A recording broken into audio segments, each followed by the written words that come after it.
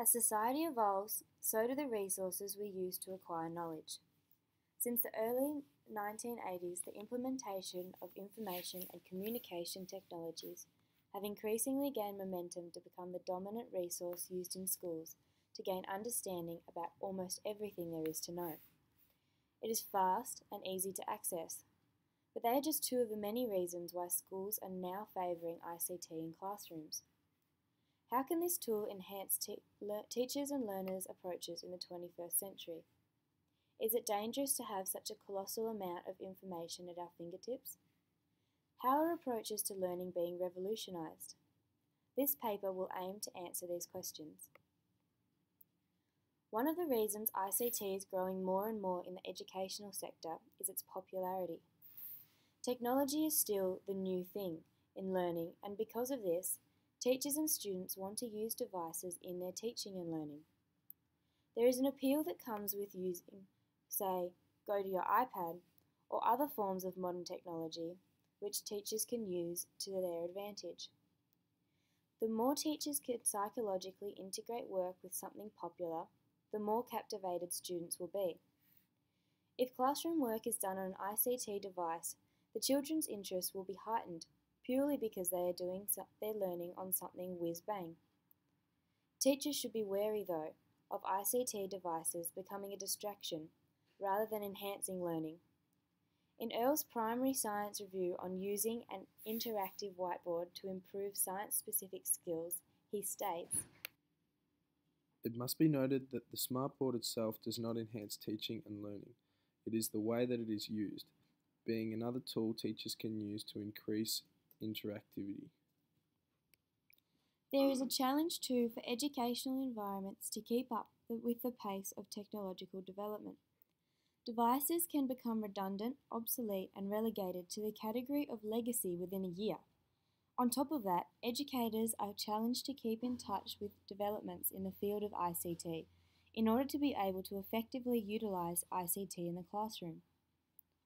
But it is ICT's up-to-date, of-the-minute nature which gives it the ability to engage teachers and students. Knowing that the internet is never a static entity encourages both teachers and students to use the material for gaining knowledge instead of reading a stagnant encyclopedia full of old statistics. Students can be put off if the information is not up to date because we all like to make connections to our own personal experiences, which can be hard when the information source is a hard copy that was published sometimes even before we were born. If we tried to keep up-to-date information in books, it would be detrimental to the planet. Consider how many pages of information are on the internet. Now imagine that every time someone wanted to find something out, instead of opening up Safari, they went to their own personal library with an infinite amount of pages to find this one scrap of information. Imagine the number of trees that would require harvesting simply to produce the paper to make enough books. Saving the environment is such a positive thing, and students, and especially teachers, feel a lot better knowing that they are assisting with the sustainability of the earth as well. As I said before, the more teachers can integrate learning with positive outcomes, the better students learn. Sustainability is an important part of our curriculum, and it is only proper that we practice what we preach.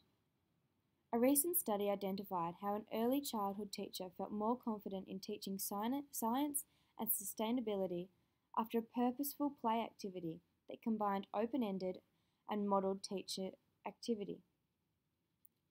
The children were highly interested and engaged by the intentional teaching, and key points learned by both teacher and pupils hinged on the filming of the activity.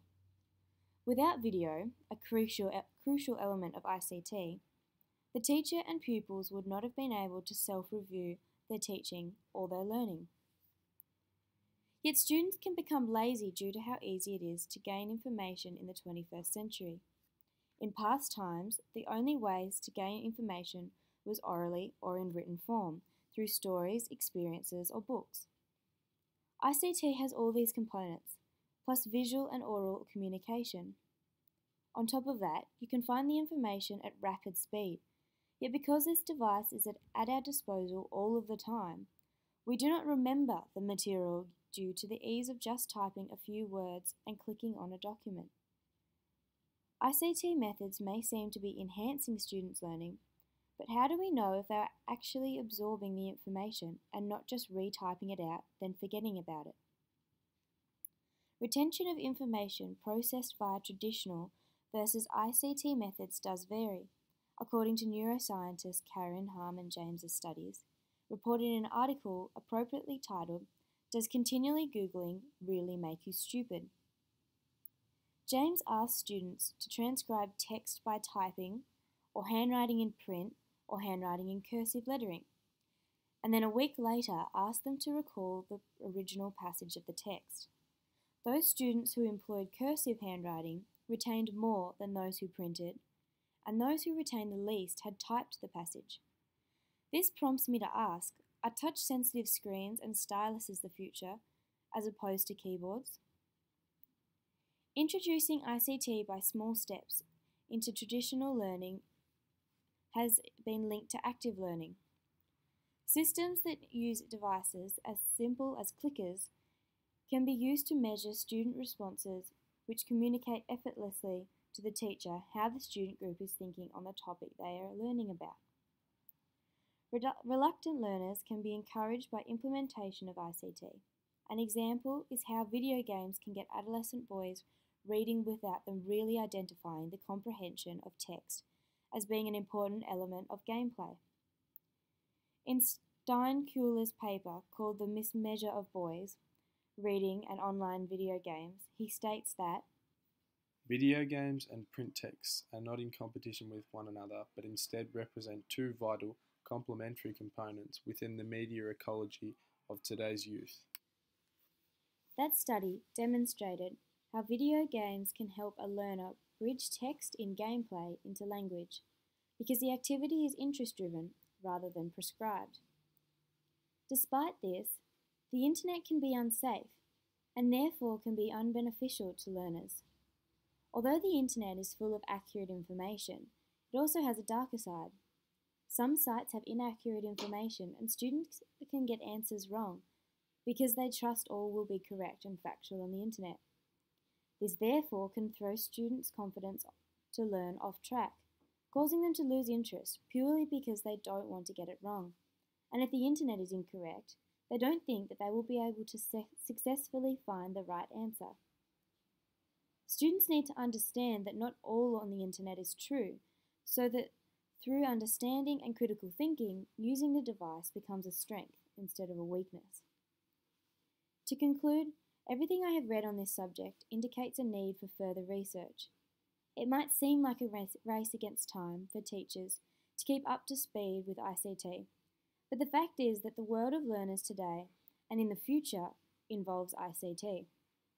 Learners need to have experience in utilising these technologies to succeed in this century. We don't know exactly what devices or systems might be in place in our future, but we sure will have fun getting to know them.